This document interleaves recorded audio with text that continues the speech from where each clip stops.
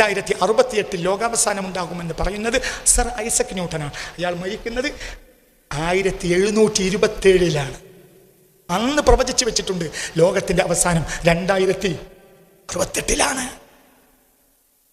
2050 ആകുമ്പോഴത്തിന് ഈ പ്രകൃതിയിൽ ഒന്നിനും ഒരു ചെടിക്കോ മരത്തിനോ ഈ ഭൂമിയിൽ നിലകൊള്ളാൻ കഴിയില്ല. മനുഷ്യരാശിക്കൊന്നിനും അതിന് മാത്രം ചൂട് അധികരിക്കും എന്ന് പ്രകൃതി ശാസ്ത്രജ്ഞന്മാർ വളരെ വ്യക്തമാക്കിയ റിപ്പോർട്ടുകൾ എൻ്റെ കൈവശമുണ്ട്. 2050 ലോകം അവസാനിച്ചിട്ടില്ലെങ്കിലും മനുഷ്യൻ പ്രാർത്ഥിക്കും, ലോകത്തെ ഒന്ന് പടച്ചോനെ ഒന്ന് അവസാനിപ്പിക്കും. 2030 കൊല്ലം നമ്മുടെ ശാസ്ത്രചിന്തകന്മാർ പുറത്തുവിട്ടു, 2030 AC പിടിക്കൂല. AC-യിൽ കിടന്നാലും മനുഷ്യൻ ഉറങ്ങാൻ കഴിയില്ല. 2049 ഒരു കടൽ മത്സ്യം ബാക്കിയാവില്ല.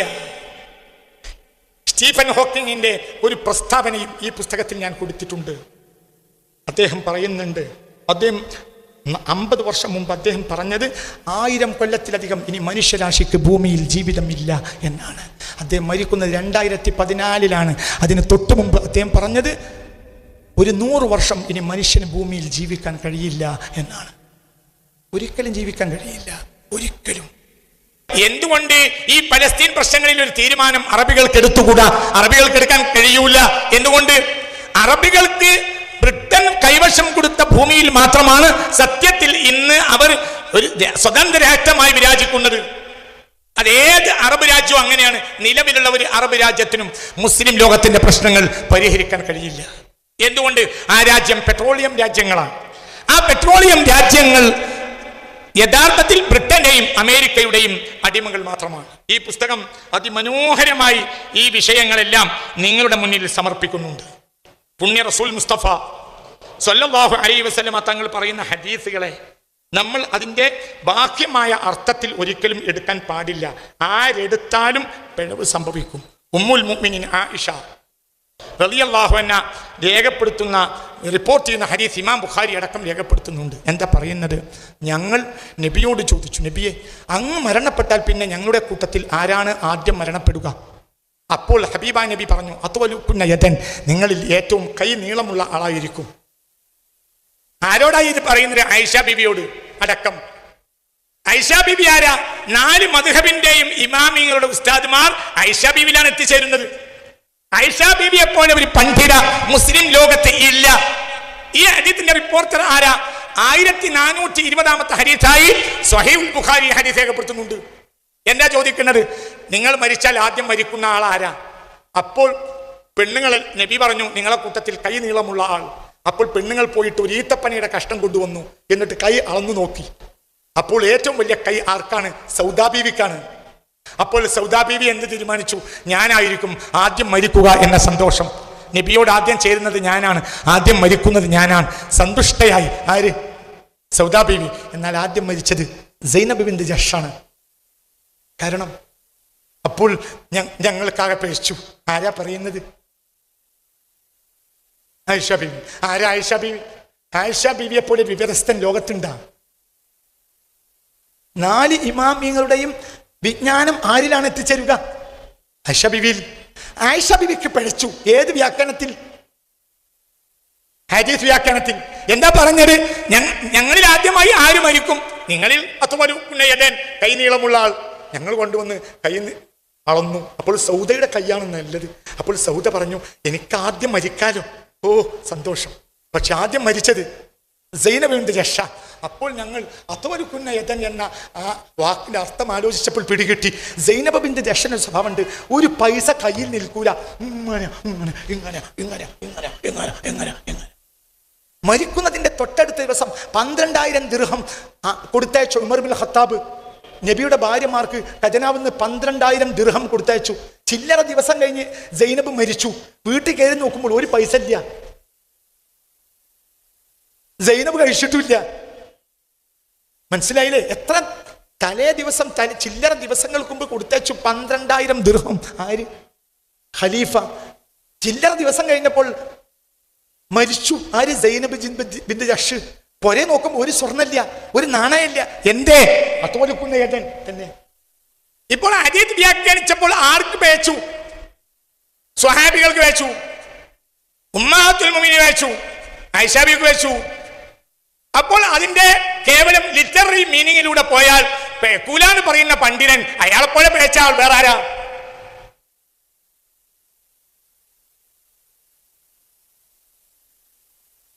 ദജ്ജാൽ ഹിമാറിന്റെ പുറത്താണ് യാത്ര ചെയ്യുക എന്ന് മുഹമ്മദ് മുസ്തഫ. ബൈന ഉദ്നൈഹി 70 ദിറാഅ, ഒരു കൈതപ്പുറത്താണ് ദജ്ജാൽ വരിക. റസൂൽ പറയാ അതിന്റെ 2 ചെവികൾക്കിടയിൽ 70 മുഴമുണ്ടാവും. ഓഹോ, അപ്പൊ എത്ര വലിയ ഹിമാറായിരിക്കണം?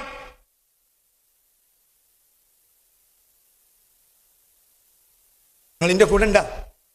നിങ്ങൾ എന്റെ കൂടെ ഉണ്ടോ? എന്താ പറഞ്ഞേ?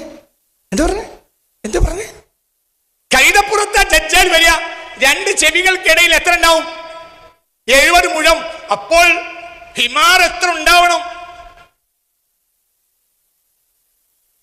2 ചെവികൾക്കിടയിലുള്ള നീളെത്ര? അകലം. അപ്പൊ ഈ ചെവി ഏറ്റി നടക്കാൻ 25 ആള് വേറെ വേണ്ടി വരുമല്ലോ. എന്നിട്ടത് മേഘത്തെ മറികടക്കുന്ന സ്പീഡായിരിക്കും, ഓട്ടിച്ചു പറക്കും. ആര്? ഈ കൈതയുടെ 2 ചെവികൾക്കിടയിൽ എത്ര അകലം? 70 മുഴം. 70 മുഴമുള്ള ഒരു കൈത ഭൂമിയിൽ ഇന്ന് വരെ ഉണ്ടായിട്ടുണ്ടോ? അപ്പൊ നമ്മളിങ്ങനെ ആലോചിക്കും, ഓ ഇത്ര വലിയ കൈത ആയിരിക്കും. അപ്പൊ അന്ന് നബി വരുന്ന ദജ്ജാൽ വരുന്ന കാലത്ത് അങ്ങനത്തെ ഒരു കൈത ഇറങ്ങുമായിരിക്കും. നടത്തത്തിൽ ഏറെ വേഗത കുറഞ്ഞ ജീവിയാണ് ഏത്? പറ, മനസ്സിലായോ? ചെവി തെറ്റിപ്പോയത്. വേഗതയിൽ ഏറ്റവും വേഗത കുറഞ്ഞ ജീവിയാണ് കൈത. എന്നിട്ട് നബി പറയാണ് ഈ വാഹനം മേഘത്തെക്കാൾ സ്പീഡിൽ സഞ്ചരിക്കും. അതെങ്ങനെയാ? അപ്പൊ ഏതായിരിക്കും ഈ വാഹനം? വിമാനം. ബോയിങ് 747, അത് 2 ചിറകിന്റെ ഒരറ്റം മുതൽ ഒരറ്റം വരെ 68.7. അപ്പൊ കൃത്യം മനസ്സിലായി ദജ്ജാലിന്റെ വാഹനം. നിങ്ങളിന്റെ കൂടെ ഇല്ല. ബോയിങ് 747ന്റെ 2 ചിറകുകൾ ബൈന ഉദ്നൈഹിയ, ഈ ഉദിന് മുതൽ ഈ ഉദിനിന്റെ അഗ്രം മുതൽ ഈ ഉദിനിന്റെ അഗ്രം വരെ എത്രയാ? പറ, എത്ര മുഴ, എത്ര മീറ്ററാ? 68.7. ഇനി 70 ആകാം, അതിന്റെ അപ്പുറം ആകാം. അപ്പൊ ഇന്നത്തെ ബോയിങ്ങിനേക്കാൾ ലേശം കൂടിയുള്ള ഒരു ബോയിങ് നിങ്ങളിന്റെ കൂടെ ഉണ്ടാ. പിന്നെ ഈ വാഹനത്തിന് കൈത പറയാൻ കാരണം എന്താ? സഞ്ചരിക്കണവരൊക്കെ കൈതവും. അപ്പോൾ ആ വാഹനത്തിന് കൈതാന്ന് പറയും.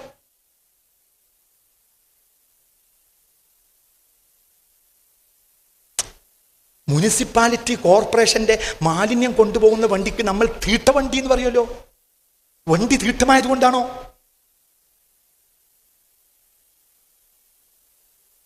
പിന്നെന്തുകൊണ്ടാ?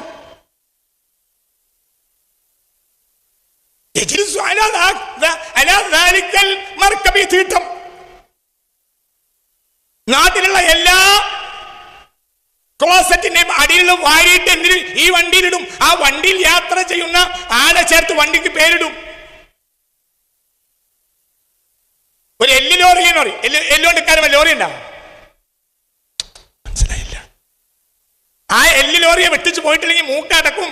എല്ല് ലോറിയാണ്. എല്ല് ലോറിയാ, എല്ലുകൊണ്ട് ലോറി ഉണ്ടാവും. ഒന്ന് പറയടോ. പിന്നെന്തേ? ആ ലോറിയിലുള്ളത് പറ എല്ലുകളായതുകൊണ്ട് വണ്ടിക്ക് എല്ലുകൊണ്ട് പേരിട്ടു. ദജ്ജാലിന്റെ വണ്ടിയിലുള്ളതും ഒക്കെ കൈതകളായിരിക്കും. കൈതക്ക് 2 ലക്ഷ്യമുള്ളൂ. ഒന്ന് ഭുജിക്കണം, ഒന്ന് ഭോഗിക്കണം.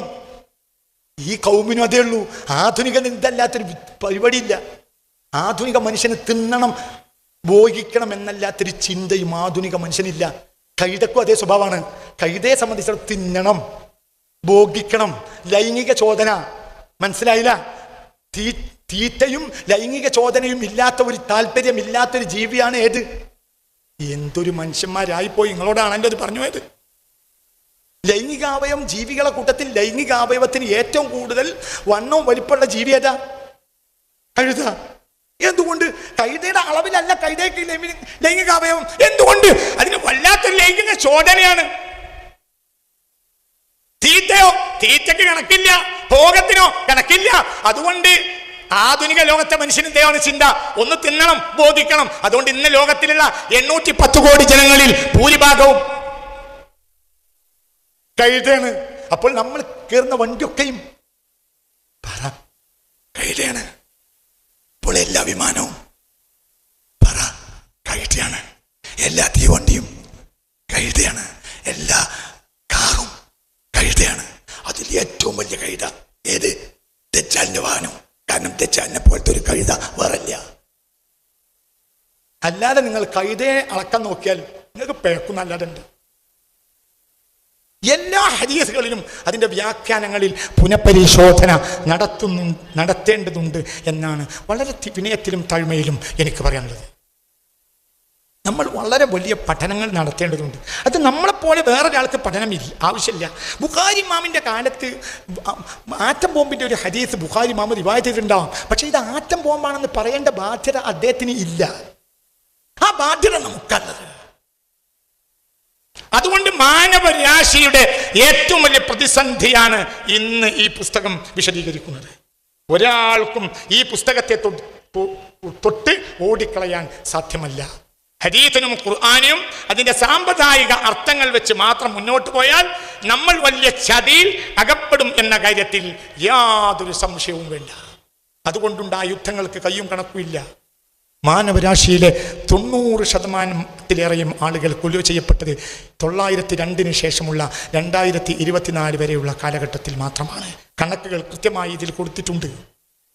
99% ജനങ്ങളും ഈ ഒരു സാധനം കാരണമായി കൊല ചെയ്യപ്പെടുമെന്ന് മുഹമ്മദ് മുസ്തഫ സല്ലല്ലാഹു അലൈഹി വസല്ലമ തങ്ങൾ വിശദീകരിച്ചിട്ടുണ്ട്. അതെല്ലാം വളരെ വ്യക്തമായി ഹദീസിൽ ഇതിൽ വിശദീകരിച്ചിട്ടുണ്ട്. പിന്നെ ഇനി ഇതൊന്നുമല്ലാതെ തന്നെയുണ്ട്. ഒരു മനുഷ്യൻ ഒരു യുദ്ധത്തിന് പോണ്ട, ഒന്നും പോണ്ട, എന്നാലും വീട്ടിലിരുന്നാലും ഈ സ്വർണ്ണമലകൾ അവനെ ബാധിക്കും. ഒരു ശരാശരി മനുഷ്യൻ ഒരു ദിവസം ശ്വസിക്കുകയും കുടിക്കുകയും ചെയ്യുന്നതിലൂടെ വായുവിലൂടെയും വെള്ളത്തിലൂടെയും ഇന്ന് മനുഷ്യന്റെ ശരീരത്തിൽ എത്തിച്ചേരുന്ന പെട്രോളിയത്തിന് ഒരു കണക്കുമില്ല. 2049 എന്നൊരു വർഷമുണ്ടെങ്കിൽ ഓഷ്യാനോളജിയുടെ കണക്കനുസരിച്ച് കടലിൽ ഒരു മത്സ്യം ബാക്കി ഉണ്ടാവില്ല എന്നാണ് ഓഷ്യാനോളജിയുടെ റിപ്പോർട്ട്.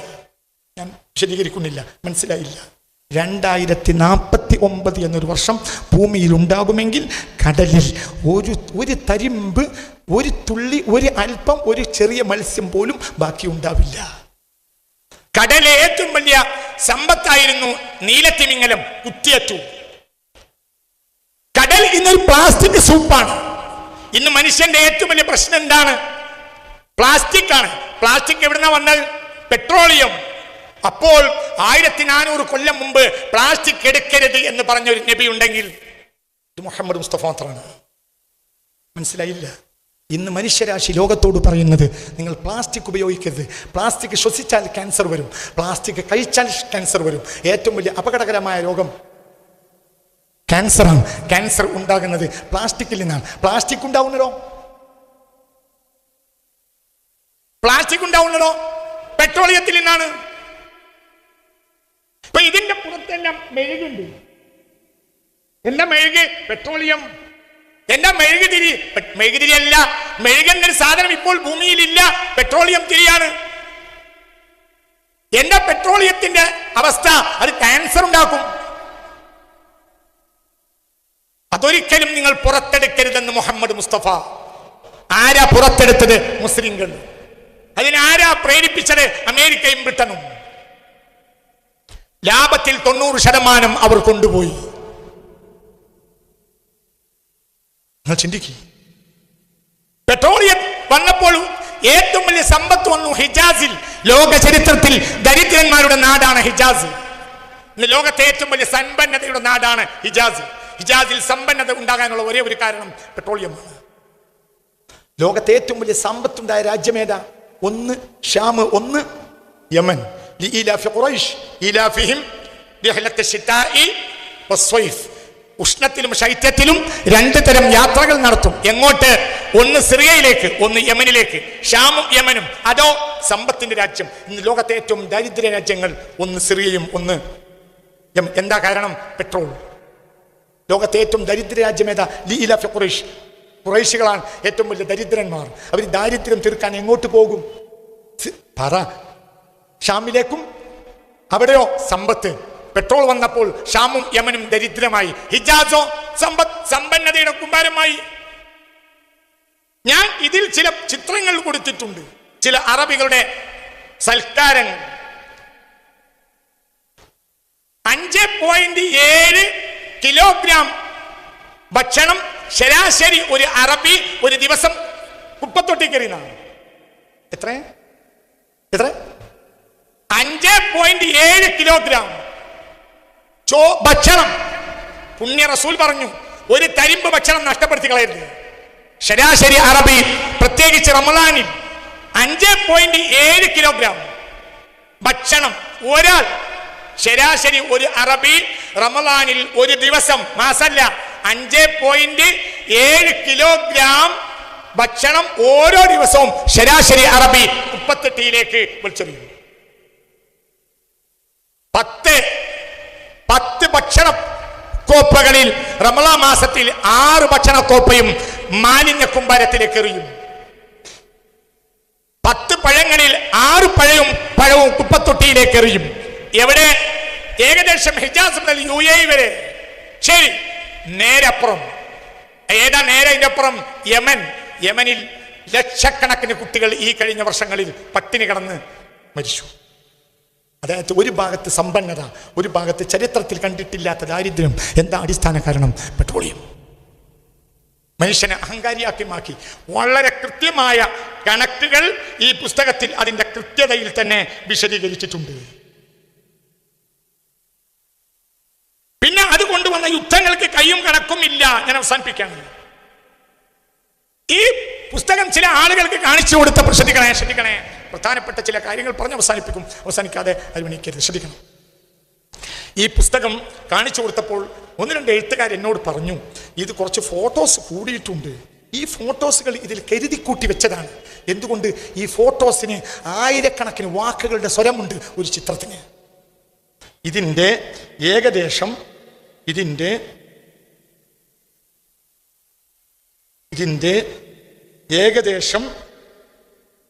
147 പേജ് മുതൽ 147 പേജ് മുതൽ ഏകദേശം 166 പേജ് വരെ ഇറാന്റെയും സിറിയയുടെയും യമന്റെയും ചില യുദ്ധകാല ഭീകരതകൾ ഉൾപ്പെടുത്തിയിട്ടുണ്ട്. 2003 ഇറാഖ് അമേരിക്കൻ വാർ. ഇറാഖ് അമേരിക്കൻ വാർ 2003 2003 ഇറാഖ് അമേരിക്കൻ യുദ്ധത്തിൽ എന്താണ് നടന്നത് എന്ന് ചോദിച്ചാൽ നിങ്ങൾക്ക് എന്തറിയും?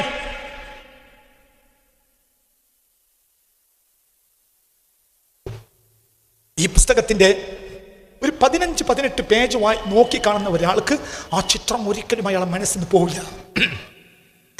ചരിത്രം ഇതുവരെ കണ്ടിട്ടില്ലാത്ത ഭീകരതയുണ്ടായിരുന്നു. 2003 മുതൽ 2003 നടന്ന ഇറാഖ് യുദ്ധം, നഷ്ടപ്പെട്ടു പോയ കുഞ്ഞുമോനെ ദിവസങ്ങൾ കഴിഞ്ഞ് മയ്യത്ത് കണ്ടെടുത്ത ഒരു പാവപ്പെട്ട ഉമ്മ. 147 പേജിലെ ഫോട്ടോ നിങ്ങൾക്ക് നോക്കാം. ഒന്ന് നോക്ക്, കയ്യിൽ പുസ്തകം കണ്ടെങ്കിൽ നോക്ക്. 147 പേജിൽ കണ്ടില്ലേ?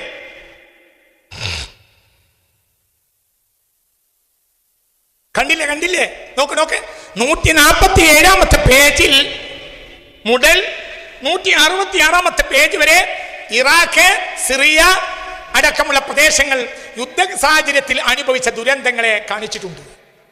ആ പേജുകൾക്ക് 1000കണക്കിന് പുസ്തകങ്ങളുടെ വിവരമുണ്ട്. ആ ഒരു പുസ്തകം വായിച്ചാൽ നിങ്ങൾക്ക് അത് കയറൂല. അതിൻ്റെ ഒരു ഇമോഷണൽ കണക്ഷൻ എന്ന് പറഞ്ഞാൽ വല്ലാത്തൊരു കണക്ഷനാണ്. കണ്ടില്ലേ? 147 പേജിൽ കണ്ടില്ലേ? അതിന്റെ മുകൾ ആദ്യത്തെ ചിത്രം എന്ന് പറഞ്ഞാൽ 15,000 മയ്യത്തുകളെ കിടത്തിയതാ. 15,000 ഒരൊറ്റ ബോംബിങ്ങിൽ അമേരിക്ക കൊലപ്പെടുത്തിയത് 15,000 ജനങ്ങളെ. ആ 15,000 ജനങ്ങളുടെ മയ്യത്തുകളെ കൂട്ടിയിട്ട ഒരു രംഗമുണ്ട് 147 പേജിന്റെ മുകൾ ഭാഗത്ത്. അതിന്റെ നേരെ താഴെ തന്റെ മകൻ നഷ്ടപ്പെട്ടു പോയി ദിവസങ്ങൾക്ക് ശേഷം ഒരു ഉമ്മ കണ്ടെത്തിയപ്പോൾ ആ ഉമ്മ കാണുമ്പോൾ ഈച്ച ഇരിക്കുന്ന ഡെഡ് ബോഡിയാണ്. എന്തിനാ ചെയ്തത്? അമേരിക്ക ചെയ്തതാ. എന്തിനാ ചെയ്തത്? ഇറാഖിന്റെ കയ്യിൽ ഒരു കാലത്തും എടുത്താൽ തീരാത്ത പെട്രോളിയം ഉണ്ട്, അതിനെ സ്വന്തമാക്കാൻ വേണ്ടി മാത്രമാണ്. അതൊരിക്കലും നിങ്ങൾ പുറത്തെടുക്കാൻ പാടില്ല. പുറത്തെടുത്താൽ ലോകത്തെ ഏറ്റവും വലിയ ദുരന്തം നിങ്ങൾക്കായിരിക്കുമെന്ന് മുഹമ്മദ് മുസ്തഫ. അത് മനസ്സിലാക്കിയെടുക്കാൻ മുസ്ലിം പണ്ഡിതന്മാർക്ക് കഴിഞ്ഞില്ല. മുസ്ലിം പണ്ഡിതന്മാരുടെ ചില പ്രശ്നങ്ങൾ മാത്രമാണ്. 20-ാം നൂറ്റാണ്ടിലെ പണ്ഡിതന്മാർ, മുസ്ലിം പണ്ഡിതന്മാർ വിഡ്ഢികളും രാഷ്ട്രീയക്കാരുടെയും രാജാക്കന്മാരുടെയും അടിമകളുമായതുകൊണ്ട് മാത്രമാണ് ഈ പ്രശ്നങ്ങളെല്ലാം മുസ്ലിം ലോകം അനുഭവിച്ചത്. ഇതിന് ഉത്തരവാദി ഇന്ന് ലോകത്തിൻ്റെ മുന്നിൽ ഇരിക്കുന്ന ഈ പണ്ഡിതന്മാരായ തലേക്കെട്ടുകാർക്കും താടിക്കാർക്കും മാത്രമാണ്. അവർ പഠിക്കേണ്ട വിഷയത്തിൽ ഹദീസിനെ പഠിക്കാത്തത് കൊണ്ടാണ് ഈ ദുരന്തം മുസ്ലിങ്ങൾ ഏറ്റുവാങ്ങിയത്. സംശയം വേണ്ട. തൊട്ടടുത്ത പേജിൽ 148 പേജിൽ കുട്ടികളെ മയ്യത്ത് കിടക്കുന്നുണ്ട്. ഇസ്രായേൽ പലസ്തീൻ യുദ്ധത്തിൽ കൊല്ലപ്പെട്ട കുട്ടികളുടെ ചിത്രമാണ്. ഒരു സാധുവായ 4 വയസ്സായ കുട്ടിയുടെ നേർക്ക് തൻ്റെ ഉമ്മയെയും ബാപ്പയും കൊലപ്പെടുത്തിയതിൻ്റെ കൂട്ടത്തിൽ ജീവൻ നഷ്ടപ്പെട്ടു വന്ന ഒരു പാവപ്പെട്ട 4 വയസ്സുകാരിയായ പെൺകുട്ടിയുടെ നേർക്ക് ഒരു അമേരിക്കൻ പട്ടാളക്കാരൻ തൻ്റെ റിവോൾവറിൻ്റെ തോക്ക്, തൻ്റെ AK-47 തോക്കിങ്ങനെ ചൂണ്ടുന്നതാണ് അടുത്ത ചിത്രം. അതിൻ്റെ താഴെ ചിത്രം 2024 ഇക്കൊല്ലം ഗസയിലെ ഒരു രംഗമാണ്. തൻ്റെ ജ്യേഷ്ഠനെയും അനുജനെയും ഇസ്രായേൽ പട്ടാളം കൊലപ്പെടുത്തിയ ആ ഒരു ചോരക്കറ എടുത്തിങ്ങനെ നീക്കാണ് ഒരു കുട്ടി. 2003 പാലായനമാണ് ഈ പേജുകളിൽ കാണുന്നത്. എങ്ങോട്ടില്ലാതെ പാലായനം. തങ്ങൾ ചെയ്തു പോരാകാത്ത തെറ്റിൽ 52 അമേരിക്കൻ പട്ടാളക്കാരൻ സ്വന്തം ഗ്രാമത്തിൽ ഒരാളുടെ നേർക്ക് AK-47 ചൂണ്ടുകയാണ്. 54 പേജ് ഒന്ന് എടുത്തു നോക്കൂ. ആ പേജ് ആവിഷ്കരിച്ചതിന് ശേഷം ദിവസങ്ങളോളം എനിക്ക് ഭക്ഷണം കഴിക്കാൻ കഴിഞ്ഞില്ല, ഉറക്കവും വന്നില്ല. അതൊരു ചെറിയ കുട്ടി തൻ്റെ മരിച്ചുപോയ കൊല ചെയ്യപ്പെട്ട ഉപ്പാന്റെ മയ്യത്തിനരികെ ഇരുന്ന് കരയുന്ന ഒരു ചിത്രമാണ് 154 പേജിൽ. ആ കുട്ടിയെ എനിക്ക് വല്ലാതെ സ്വാധീനിച്ചു. എന്തുകൊണ്ട്? ആ പ്രായത്തിലുള്ള ഒരു കുട്ടി എനിക്കുണ്ട്.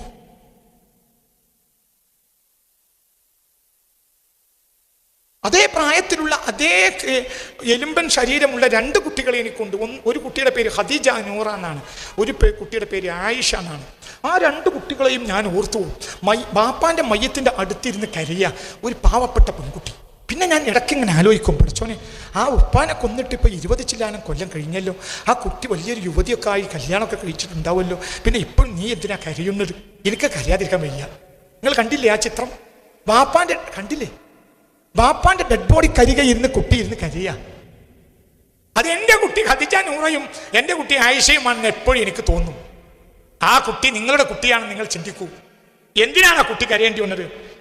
നിർദോഷിയായ പാവപ്പെട്ട തൻ്റെ പിതാവിനെ കൊല ചെയ്യപ്പെട്ടു. അതിൻ്റെ തൊട്ടുപുറത്ത് ഒരു ഇരുമ്പ് വേലിക്കുള്ളിൽ ഒരു ബാപ്പ മകനെ ഇരുന്ന് ആശ്വസിപ്പിക്കുന്നുണ്ട്. വെയിലത്ത് അമേരിക്കൻ കാർ വെയിലത്ത് തുറന്ന ജയിലിൽ കുട്ടികളെ ഇട്ടിട്ട്, കുട്ടികളെയും ബാപ്പമാരെയും വിട്ടിട്ട് വെയിലത്തിരുന്നിട്ട് കുട്ടിയെ ആശ്വസിപ്പിക്കാണ് ബാപ്പ. ഒരു ആണുങ്ങളില്ലാത്ത വീട്ടിൽ അമേരിക്കൻ പട്ടാളക്കാർ കയറി ചെന്നതാണ് അതിൻ്റെ മുകൾ ഭാഗത്തെ ചിത്രം. അതിൻ്റെ തൊട്ടടുത്ത് കണ്ടില്ലേ ഒരു 156 പേജിൽ കണ്ണിങ്ങനെ ഉരുട്ടിയിട്ട് ഒരു ആൺകുട്ടി നിൽക്കുന്നു. താഴേക്ക് നോക്കി കുറെ പെൺകുട്ടികളും അമേരിക്കൻ പട്ടാളക്കാർ AK-47 ചൂണ്ടി നിൽക്കുക. അതിൻ്റെ അപ്പുറത്ത് പെട്രോളിയത്തിലൂടെ നടന്നു പോകുന്ന ഒരു അമേരിക്കൻ പട്ടാളക്കാരൻ. അതിന് നേരെ 157 പേജിൽ ഒരു 4000 ആളുകളാണ് ഒരൊറ്റ ബോംബ് ബ്ലാസ്റ്റിങ്ങിൽ അമേരിക്ക കൊലപ്പെടുത്തിയത്. ഒരു പട്ടിയെയും 158 പേജിൽ മുകൾ ഭാഗത്ത് പട്ടിയെയും മനുഷ്യനെയും ഒരൊറ്റ കൂട്ടത്തിൽ അബു ഗാലിബ് ജയിലിലിട്ടിരിക്കുന്നു അമേരിക്കക്കാർ. അതിന് നേരെ താഴെ 158 പേജിൽ ഒരു വലിയ കറുത്ത ആൽസേഷൻ നായയെ കൊണ്ട് ഒരു സാധുവായ ഇറാഖിയെ പീഡിപ്പിക്കാൻ നായയെ കൊണ്ട്. അതിൻ്റെ നേരെ അപ്പുറത്ത് 159 പേജിന്റെ മുകൾ ഭാഗത്ത് കണ്ടില്ലേ നിങ്ങൾ? എന്തിനാ നിങ്ങൾ പുസ്തകം കൈവശം വെച്ചിരിക്കുന്നത്? ഇതൊന്നും നോക്കാനല്ലെങ്കിൽ. കണ്ടില്ലേ നിങ്ങൾ?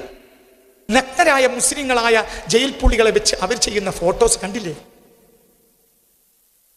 പൂർണ്ണ നഗ്ന നഗ്നരായ ഒരു മുസ്ലിം ജയിൽ പുള്ളിയെ ലൈംഗിക അവയവത്തെ ആൽസേഷ്യൻ നായെ കൊണ്ട് കടിപ്പിക്കുകയാണ് അമേരിക്കൻ പട്ടാളക്കാർ. അവരാണ് മുഹമ്മദ് മുസ്തഫാക്ക് സമാധാന ബോധമല്ല, യുദ്ധക്കുറിയനാണ് എന്ന് വിളിച്ചു പറയുന്നത്. ഇവർ ഈ ലോകം കണ്ട ക്രൂരന്മാർ.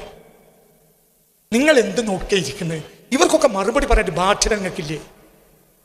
അതിന് തൊട്ടപ്പുറത്ത് നിങ്ങൾ കണ്ടില്ലേ, ഒരു ആൽസേഷ്യൻ പട്ടിയുടെ കഴുത്തിലിടുന്ന ഒരു ബെൽറ്റ് കൊണ്ടൊരു സാധുവായ ഒരു മുസ്ലിം പട്ടാക്കൾ 160. നോക്കി തങ്ങളെ നോക്ക്, 160-ാമത്തെ പേജ്. നിങ്ങൾ വലിയ അഭ്യസ്തവിദ്യനായ ഒരാളാണല്ലോ, നിങ്ങൾ എന്തിനാ വെറുതെ നോക്കിയിരിക്കണത്? നിങ്ങൾ തങ്ങളാണെങ്കിലും എഡ്യൂക്കേറ്റഡ് ആയ ആളല്ലേ, വായിക്കും. 160 കണ്ടില്ലേ?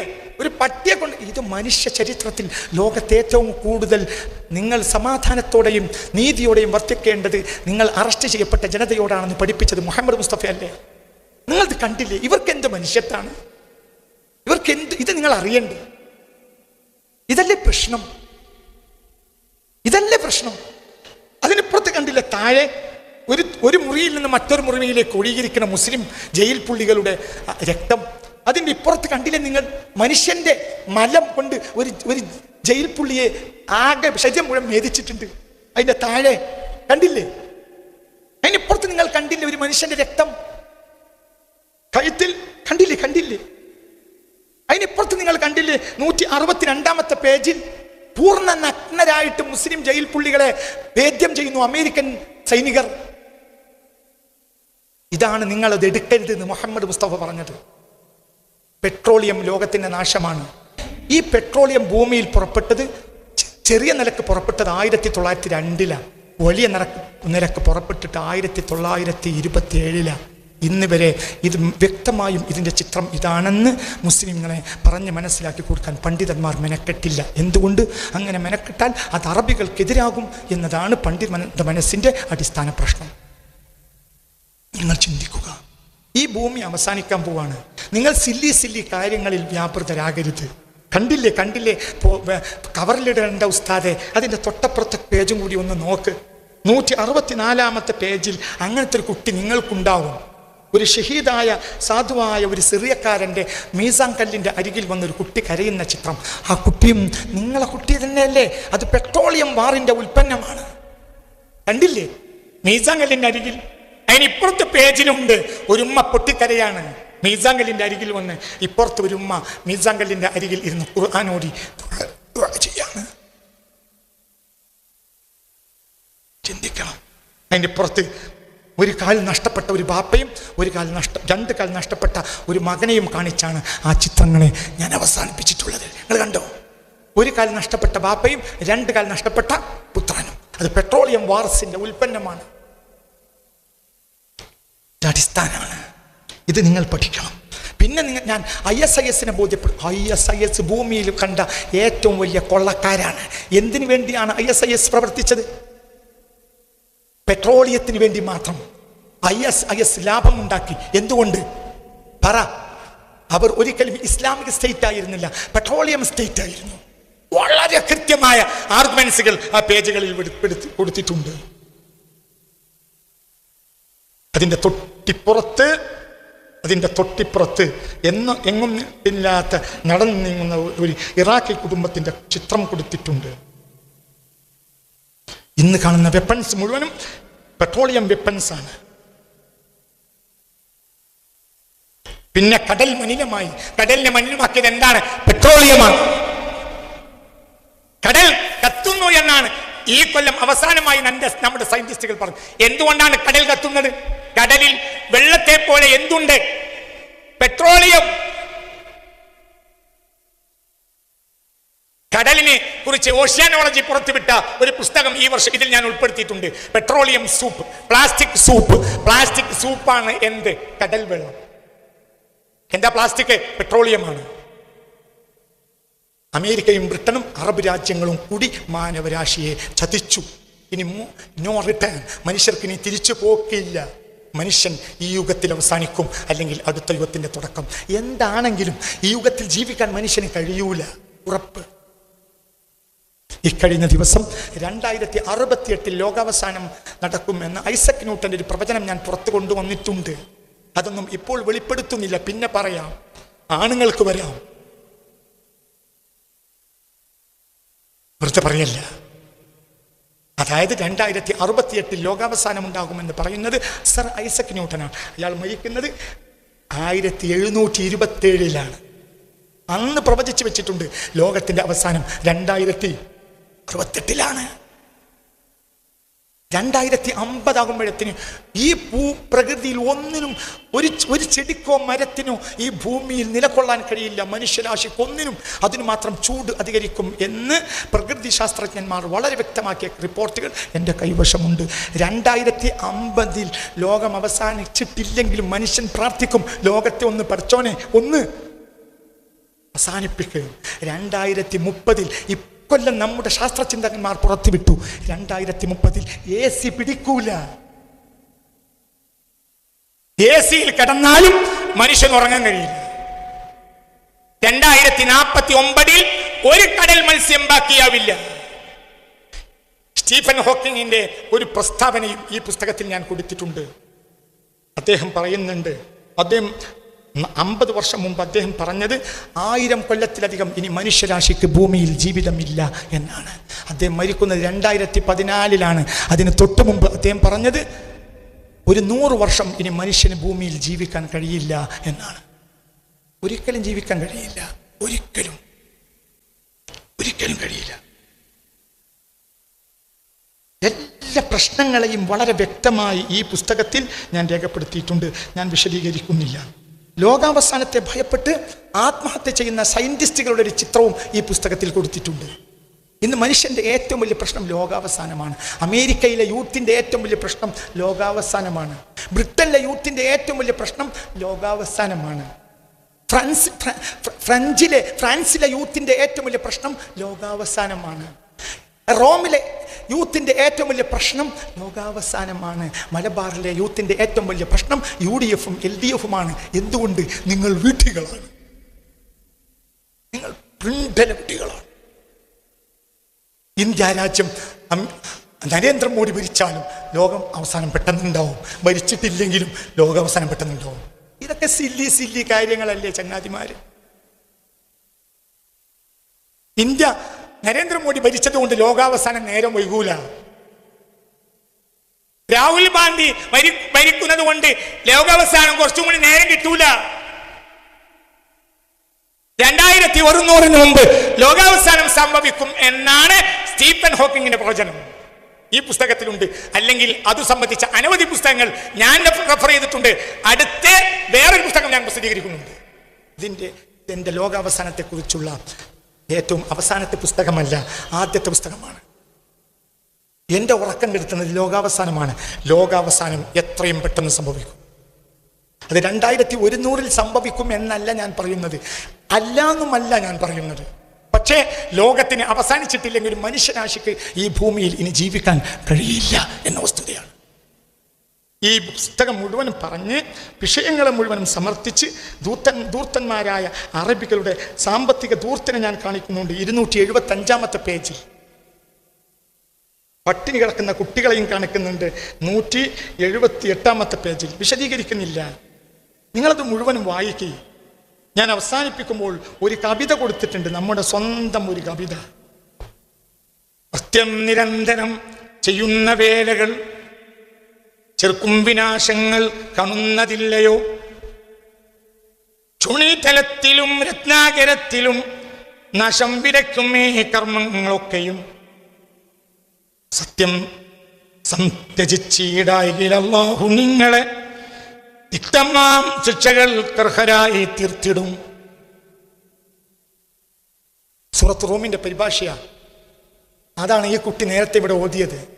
ലഹറൽ ഫസാദു ഫിൽ ബർരി വൽ ബഹർ ബിമാ കസബത്ത് അയ്ദിന്നാസ്. എൻ്റെ ഏറ്റവും വലിയ, എൻ്റെ മനസ്സിലെപ്പോഴും ഞാൻ ഒളിപ്പിച്ചുകൊണ്ട് നടക്കുന്ന മലയാളത്തിൻ്റെ വരദാനമായ ബഹുമാനപ്പെട്ട KG രാഘവൻ നായരുടെ അമൃതവാണിയിലെ ഒരു ഖുർആനിക വചനത്തിൻ്റെ വ്യാഖ്യാനം പറഞ്ഞാണ് ഈ പുസ്തകം അവസാനിപ്പിച്ചിട്ടുള്ളത്. രാഘവൻ നായരെ എനിക്ക് കരൾ പോലെ ഇഷ്ടമാണ്. എനിക്ക് മലയാളത്തിൽ കരൾ പോലെ ഇഷ്ടമുള്ള കുറേ സാഹിത്യകാരന്മാരുണ്ട്. ഒരാളാണ് MT വാസുദേവൻ നായർ. അദ്ദേഹത്തിൻ്റെ കരവിരുത് എനിക്ക് കിട്ടിയിരുന്നെങ്കിൽ ഞാൻ ഫാത്തിഹയ്ക്ക് ഒരു വ്യാഖ്യാനം എഴുതിയിരുന്നല്ലോ എന്ന് ഞാൻ എപ്പോഴും അള്ളാഹുവോട് പ്രാർത്ഥിക്കാറുണ്ട്. അദ്ദേഹത്തിൻ്റെ കൈവിരലുകൾക്ക് അള്ളാഹു കൊടുത്ത ഒരു ഭംഗി എന്ന് പറഞ്ഞാൽ മലയാളത്തിൽ അത് വർണ്ണിക്കാൻ കഴിയൂല. അത്രയും മനോഹരമായ ഭംഗിയാണ്. അതേപോലെ ആ രാഘവൻ നായർ കവിതയെ അതിമനോഹരമാക്കിയിട്ടുണ്ട്.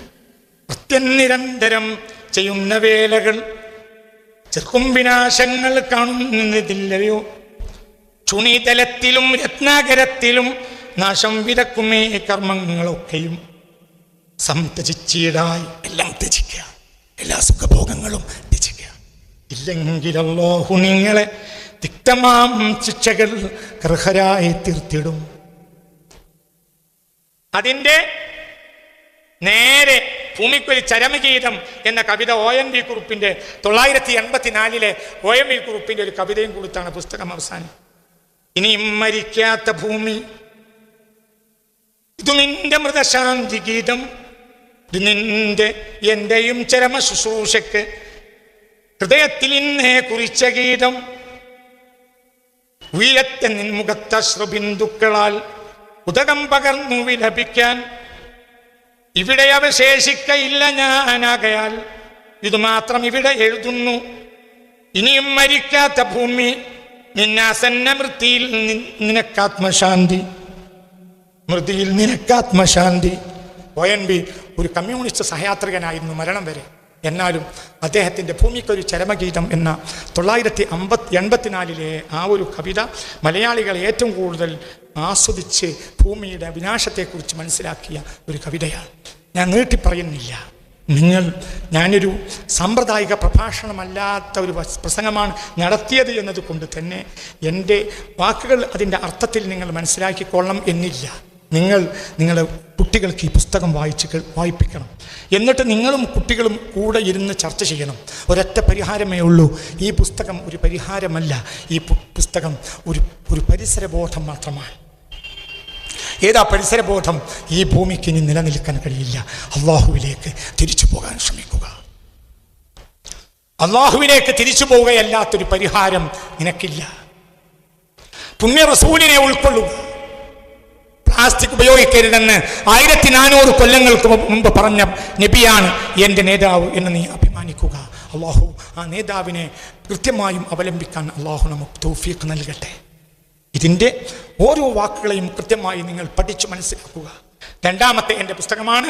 തൊട്ടടുത്ത ദിവസം പാലായിൽ വെച്ച് ഇൻഷാ അള്ളാഹ് ലോഞ്ചിങ് ചെയ്യാൻ ഉദ്ദേശിക്കുന്ന ഡാർവിൻ്റെ പ്രാർത്ഥന. ഈ വേദിയിലും തൊട്ടടുത്ത ദിവസങ്ങളിൽ അതിൻ്റെ വിൽപ്പന നടക്കും, ലോഞ്ചിങ് ആയില്ലെങ്കിലും. ഇത് ഹിന്ദു മുസ്ലിം ക്രിസ്ത്യാനികൾ ഒന്നിച്ചു നിന്ന് ലിബറലിസത്തിനെയും നിരീപക്ഷവാദത്തെയും ഒന്നിച്ചു നിന്ന് അതിനെതിരെ ഒരു സ്ട്രഗിൾ നമ്മൾ രൂപപ്പെടുത്തിയെടുക്കേണ്ട അനിവാര്യത ഉദ്ഘോഷിക്കുന്ന ഒരു ഗ്രന്ഥമാണ്.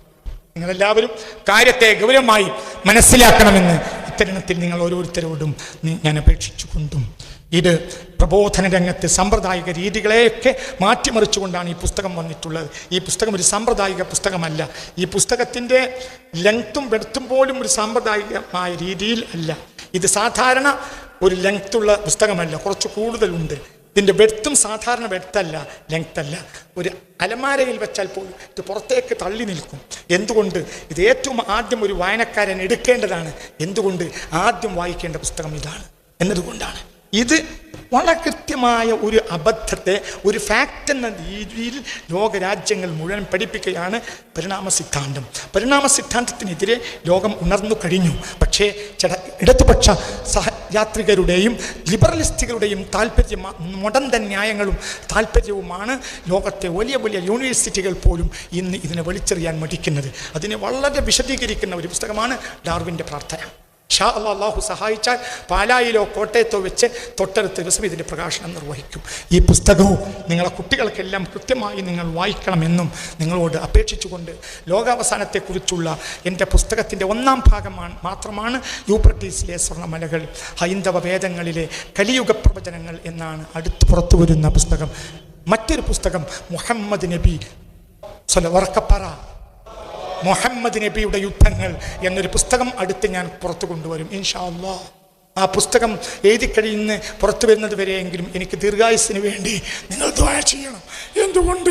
മുഹമ്മദ് നബി സല്ലല്ലാഹു അലൈഹി വസല്ലമയുടെ യുദ്ധങ്ങളെ അല്ല എന്ന് ഞാൻ കണ്ടെത്തിയിട്ടുണ്ട്. അത് യുദ്ധങ്ങളെ അല്ല. 1, 2 മുഹമ്മദ് നബി യൂറോപ്പിനോടല്ലാതെ യുദ്ധം ചെയ്തിട്ടില്ല എന്നും ഞാൻ കണ്ടെത്തിയിട്ടുണ്ട്. മുഹമ്മദ് നബിക്ക് മക്കയിൽ ശത്രുവില്ല, യൂറോപ്പാണ് മുഹമ്മദ് നബിയുടെ ശത്രു എന്ന് ഞാൻ കണ്ടെത്തിയിട്ടുണ്ട്. ബദർ യുദ്ധം ഒരു ആൻറ്റി യൂറോപ്യൻ യുദ്ധമായിരുന്നു. ഉഹദ് യുദ്ധവും അങ്ങനെ തന്നെയാണ്.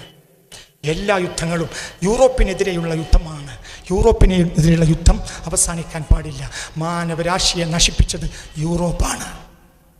യൂറോപ്പിൻ്റെ വിദ്യാഭ്യാസം നമ്മുടെ ചിന്തകളെ മുഴുവനും നശിപ്പിക്കും. നമ്മുടെ കുട്ടികളെ ലിബറലിസ്റ്റുകളാക്കി തീർക്കുന്നത്, പണ്ഡിതന്മാർക്കിടയിൽ പോലും സാമ്പ്രദായിക പാരമ്പര്യ വിശ്വാസത്തെ തകർക്കാൻ ശ്രമിക്കുന്നത് യഥാർത്ഥത്തിൽ യൂറോപ്യൻ വിദ്യാഭ്യാസത്തിൻ്റെ കടന്നുകയറ്റമാണ് എന്ന് ഡാർവിൻ്റെ പുസ്തകത്തിലും ഒരല്പഭാഗം ഞാൻ കൊടുത്തിട്ടുണ്ട്. അടുത്ത് പുറത്തു വരുന്ന 2 പുസ്തകങ്ങൾ, ഒന്ന് മുഹമ്മദ് നബി നടത്തിയ യുദ്ധങ്ങൾ എന്നാണ്. അതൊരിക്കലും യുദ്ധമായിരുന്നില്ല. മുഹമ്മദ് നബി ഒരിക്കലും യുദ്ധക്കൊതിയനല്ല, ഒരിക്കലും യുദ്ധക്കൊതിയനല്ല എന്ന് ഇൻഷാ അള്ളാഹ് എൻ്റെ പുസ്തകം ലോകത്തിൻ്റെ മുന്നിൽ സമർപ്പിക്കും. ആ പുസ്തകം എഴുതി കഴിഞ്ഞിട്ടുണ്ട്. അതിൻ്റെ റീവർക്ക് നടത്തേണ്ട ആവശ്യം മാത്രമേ ഉള്ളൂ. ഇൻഷാ അള്ളാഹ്. അള്ളാഹു സഹായിക്കട്ടെ. നിങ്ങളെല്ലാവരും ദുആ ചെയ്യണമെന്ന് നിങ്ങളോട് ഞാൻ അപേക്ഷിക്കുകയാണ്.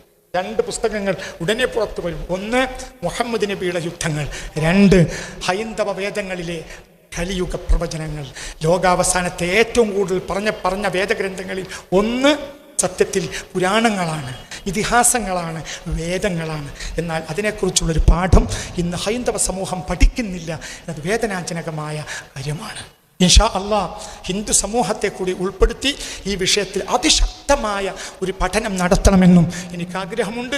ധാരാളം ഹൈന്ദവ സഹോദരങ്ങൾ ഈ വിഷയത്തിൽ എനിക്ക് പിന്തുണ പ്രഖ്യാപിച്ചിട്ടുമുണ്ട്. ഹിന്ദുക്കൾ നമ്മുടെ ശത്രുക്കൾ അല്ല. നമ്മുടെ ശത്രു ഹിന്ദുവിനും മുസ്ലിമിനും ക്രിസ്ത്യാനിക്കും ഒരു ശത്രുവേ ഉള്ളൂ. അത് ഒരൊറ്റ ശത്രുവാണ്. അതാരാ? അത് നിരീശ്വരവാദിയാണ്, അത് യുക്തിവാദിയാണ്, അത് ലിബറലിസ്റ്റാണ്. അവർക്കെതിരെ നാം ഒരുമിച്ചടരാടണം. അതാണ് ലോകത്തെ ഏറ്റവും വലിയ പ്രശ്നം. ലോകത്തെ ഏറ്റവും വലിയ പ്രശ്നം BJP അല്ല. ലോകത്തെ ഏറ്റവും വലിയ പ്രശ്നം നിരീശ്വരവാദമാണ്. അതിനൊരറിയാം നാസ്തിക്യം തൻ ദോഷം ലോകത്തിനഹോ തമസ്സ മടിലടിപെട്ടാല കാലമൃത്യുഫലം ഫലം. ഉള്ളൂർ എസ് മരപേശ്വരൻ നായരുടെ കവിതയാണ്. എന്താ ഉള്ളൂർ പറഞ്ഞത്?